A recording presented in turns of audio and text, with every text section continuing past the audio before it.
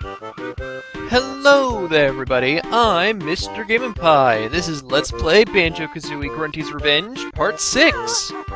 Alright, last time we came to Spiller's Harbor and did quite a bit of stuff. And in this episode, it's time to continue our doing of stuff here. Here we go.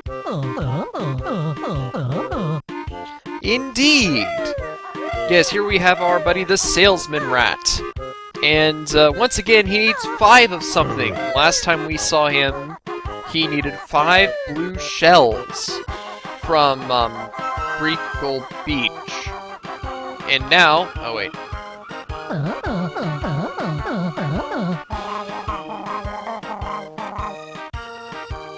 And now, not only does he need 5 of something, but he also needs something else.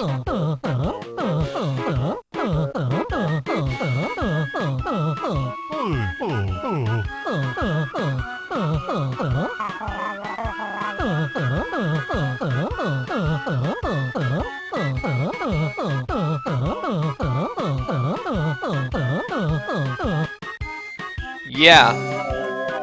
So, if you haven't guessed by now, this is another sliding minigame! Except this one is a bit different. We don't necessarily have to collect a certain amount of objects. We just have to beat this guy to the bottom. Grab the arrows, avoid the tar. I mean, this is the one case where avoiding the thing that slows you down will actually matter at all, basically.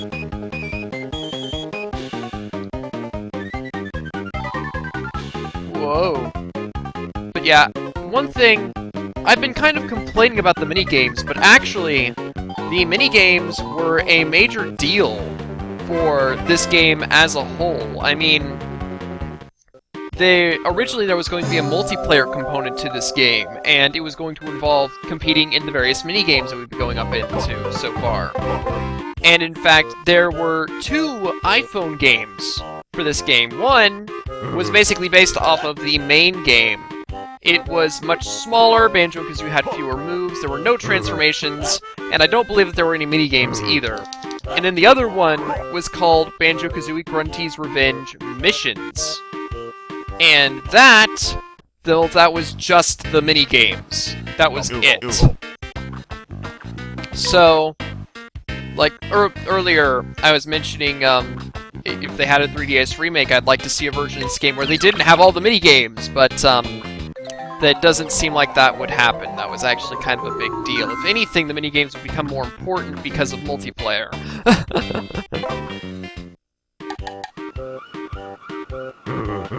But yeah, from what I hear, apparently you only need 25 jiggies to actually beat the game in the iPhone version. And it's the same plot and everything, and I believe it's the same worlds too, it's just smaller. Alright, so here we have another maze area for your mouse transformation. This one isn't actually as dangerous as the previous one, because in the previous one, they had the regular enemies, the gruntlings. But here they have the purple germuloids, I believe they're called. And with the gruntlings, you can't hurt them as the mouse, but with the germuloids, you can avoid them by shaking the control stick around, or control pad, or whatever you use to play the game.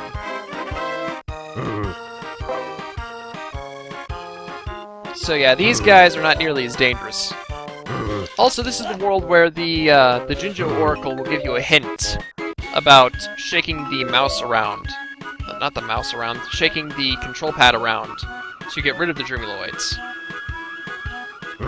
It's kind of annoying to find notes in this area due to the color of the, well, area. Alright, that's the entrance. Also, I suppose that you could say that this is a mouse maze, or a rat maze. I see what you're doing, Rareware.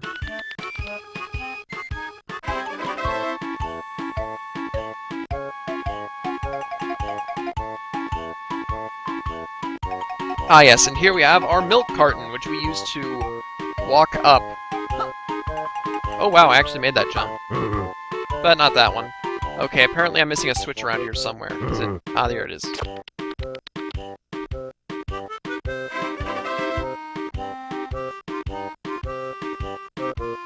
Here we go.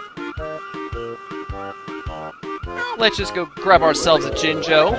Oh yeah, and by the way, the Jinjos in this area, they're gray. I don't know if you've noticed. But, yeah, the gray Jinjos in Banjo Kazooie, we see that all of the gray Jinjos were killed in, by the Hag 1. So, yeah, this is what they were doing before they all died, getting saved by a rat. Okay, seriously, how am I missing all these switches?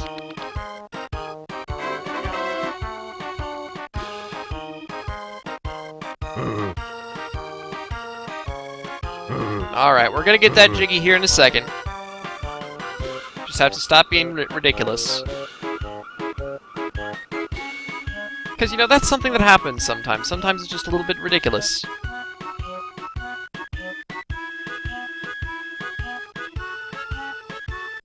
Here we go. This should be it.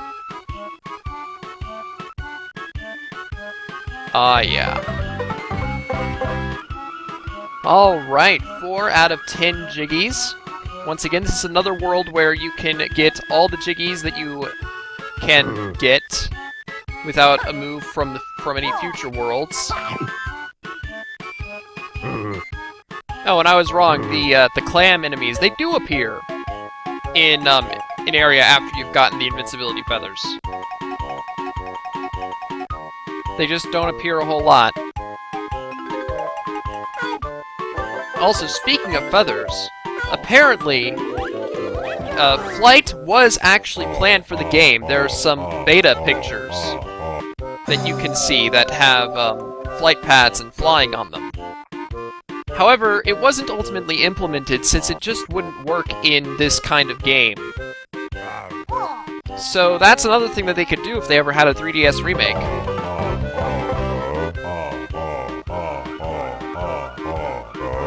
The freezing furnace.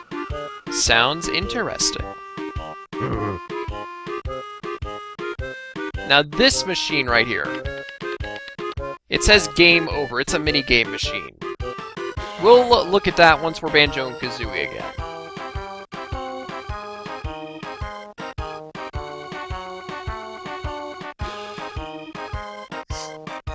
So just swoop over here. Also, all of our transformations so far, and in fact all the transformations in the game except for one, will die if they even so much as touch the water. Of course, so far our transformations are a mouse and a candle, so that kind of makes sense. But it is kind of sad to hear that the iPhone version of the game is actually missing the transformations, because almost all my memories from this game are about just messing around with all of your different transformations. I mean, this game is a pretty short game, to be honest. I mean, we're almost done with it here. Alright, so yeah, as you can see, we can get things for these golden coins. These are actually all the mini-games in the game.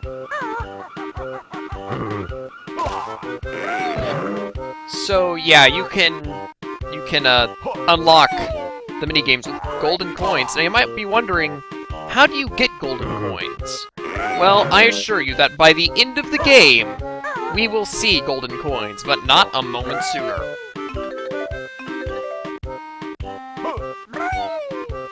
Alright. Now here's... well, actually no. First, I believe that there's something that I need to do in here. Yes, there is. The Seaman's Lodge. Grunty's face is on this TV. Ooh. Looks like it's invincibility time! And a Jiggy is ours!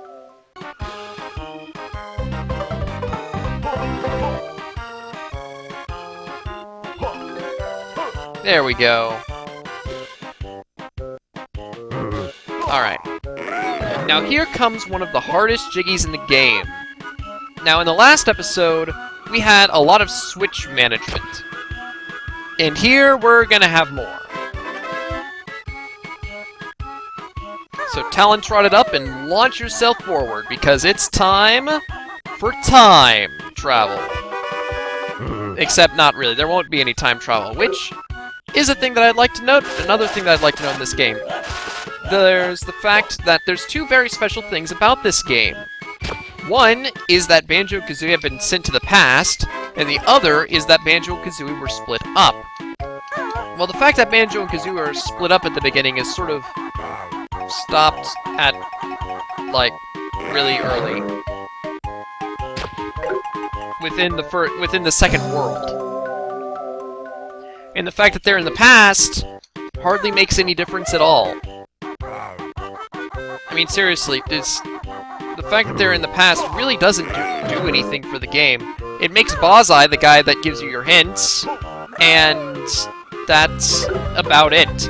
Oh yeah, I got the hardest Jiggy in the game on the first try. That required a lot of practice, I assure you.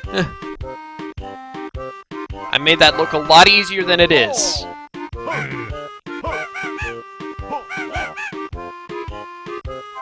But yeah, you'd think that in a game that involves time travel, you might be traveling through time occasionally, or something like that, but no. No, that's just it. No time travel, just go to the past, and you're there, that's all the time travel in the game. Well, okay, there is one more time of time travel whenever they go back to the present, but yeah, that's it. And let's just ice egg it up. Alright, now whenever I said that there were 2 bosses in the game, that isn't entirely accurate. It's more like there are 3.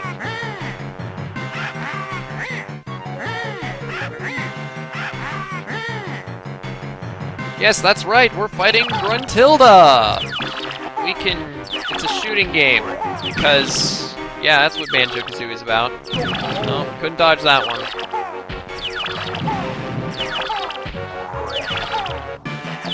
Come on.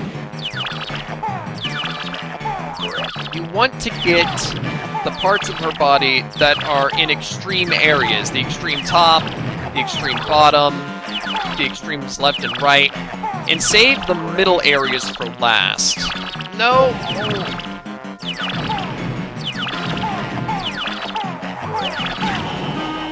Because then she starts doing this. And if you leave certain I died. Well, there's our first death of the game.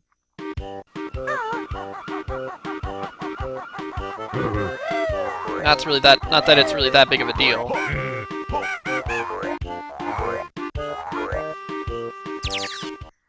Alright, let's try that again. Here we go.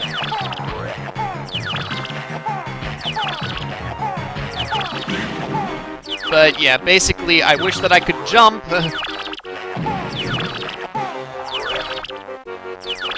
Come on, get out of my way, little lightning ball.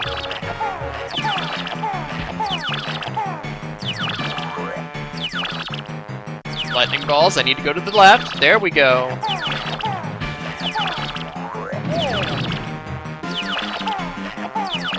Gruntilda, stop bouncing around. There we go. Now let me just shoot your hat. You need to make sure that you take down her hat before she starts flying around. That is an absolute necessity. Because if she starts flying around and her hat is still around, you are going to have severe problems hitting that thing.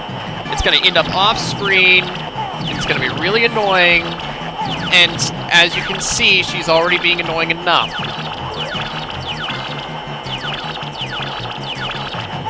You want to make sure to take out her little belly section there, too. Because I believe that can also go off-screen.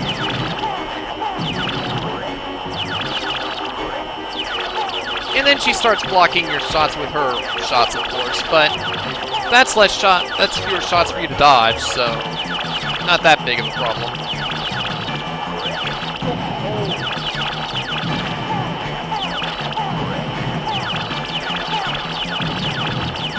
Oh my gosh! I've never done that before. Ah, there we go.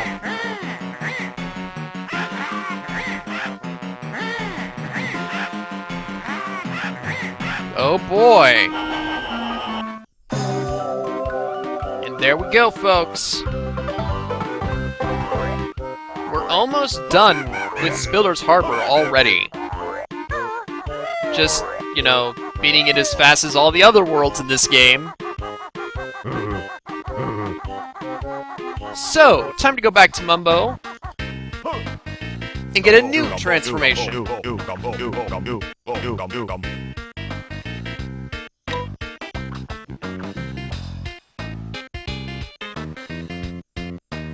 Behold, my friends, for I can now become the mighty octopus.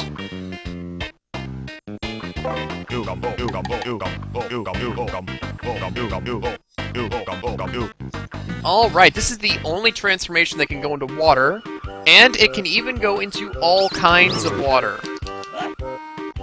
It's a little bit on the slow side, but that's alright. It's a lot of fun to use, especially because when in areas where you can go underwater, which we won't be seeing any more of, but, you know, just noting, in areas where you can go underwater, the octopus can stay underwater forever. And, basically, the only time that's really going to be useful is the dolphin jiggy in the second world. Otherwise, that feature is pretty much pointless since you're not going to be staying underwater that long anyway. So you know what? If you got to this point and you haven't bothered doing the dolphin jiggy yet, you know, go ahead and use the octopus for that one. I guess that could be kind of backtracking. It's not required backtracking, but it's something.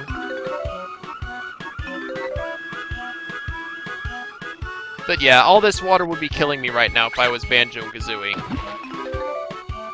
In fact, I'm quite certain that I would already be dead. Oh my. And that's all the jiggies, but I still have a couple notes to collect, and I have no idea where the hamster those are. Oh dear. Oh. Let's look around. I mean, I said that I wouldn't be getting all the notes in this game, but, you know, it's just 10. May as well look around for them a little bit. Oh dear. I'm gonna need some help. Oh yeah, and they're kind enough to provide a little pipe right there, in case you need to escape.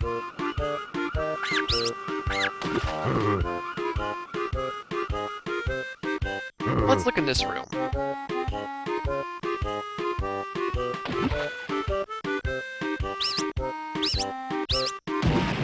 Of course, the only enemies that they can find are shrapnel. For water areas, anyway. Also, I believe that the octopus jumps extra high out of waters.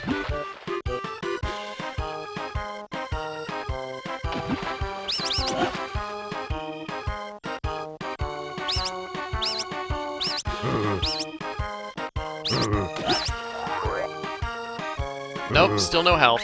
Oh well. And still no notes either. See, I'm missing 10 notes in Spiller's Harbor. I might come back for those 10 later, but, oh, wait, there's 5 right there. Behind a barrel! So yeah, now missing 5 in Spiller's Harbor. It's probably just, like... Oh my! Well, folks, with that said, I've been Mr. Game & Pie, and this has been Let's Play Banjo Kazooie Grunty's Revenge, Part 6. I'll see you guys next time whenever I move on to the next area. So I'll see you then.